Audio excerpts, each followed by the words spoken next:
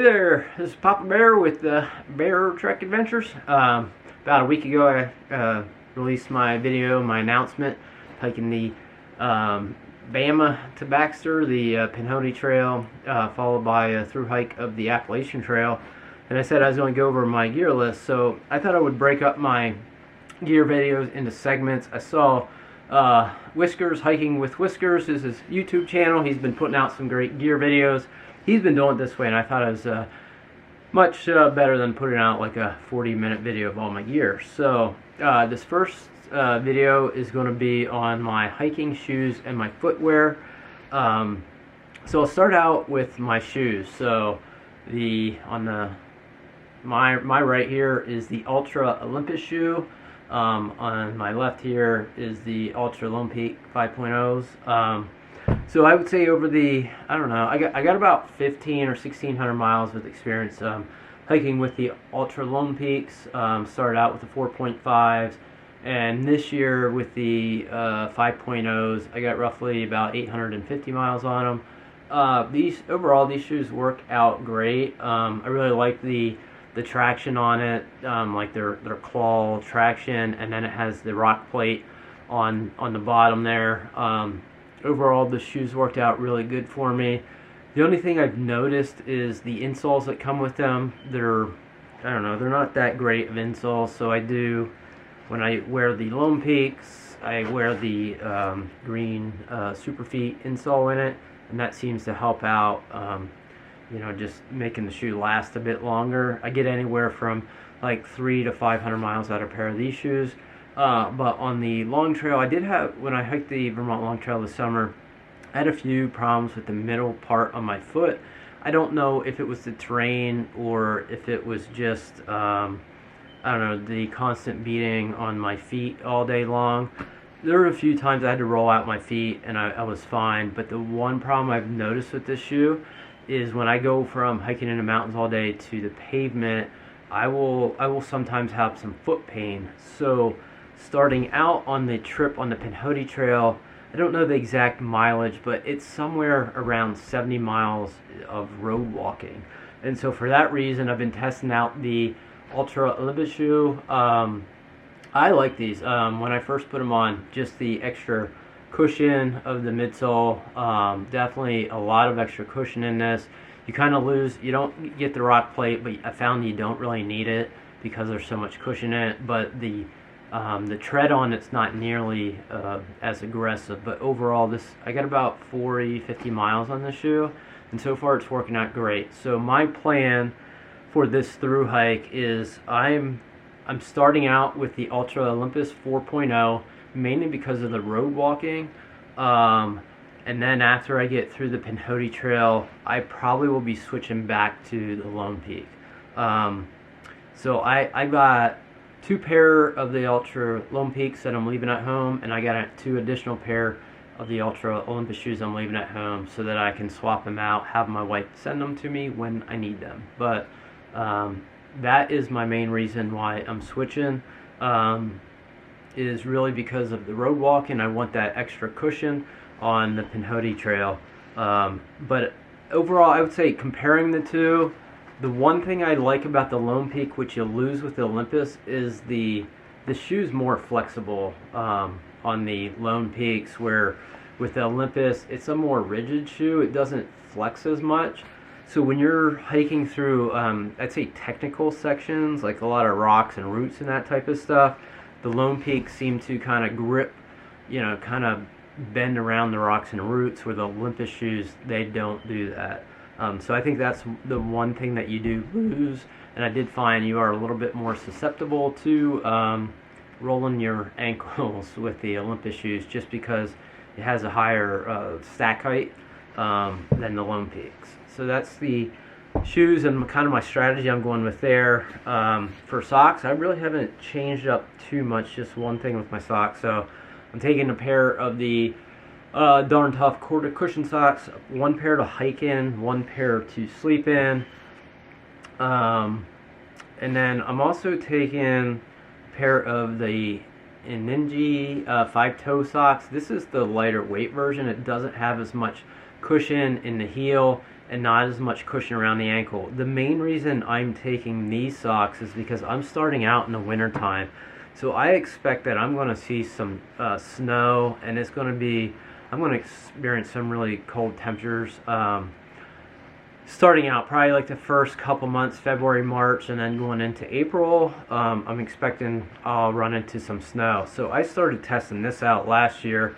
This is a pair of waterproof sealskin socks. These weigh, I think it's like 3.1 ounces. I tested this out last winter in snow depth anywhere from 6 inches up to about 3 feet. And these worked really good. But the one thing I found, and also use these on like cold mornings until I get moving and my feet warm up, and then if I encounter snow conditions.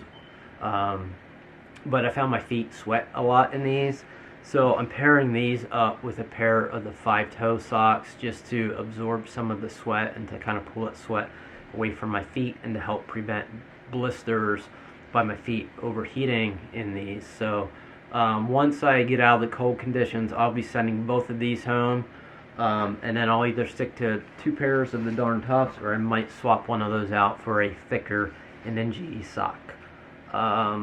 Gaiters, I'm sticking with the Darn Tough Gaiters. Had to replace a pair of these from the Vermont Long Trail, which I ripped in the, I think it's the Devil's Gulch area. Kind of pretty much ripped all the way off my ankle. Also, one thing I'm taking, but I'm not carrying it the whole time. Like I said, I'm starting out beginning of February. I'm taking a pair of ice spikes.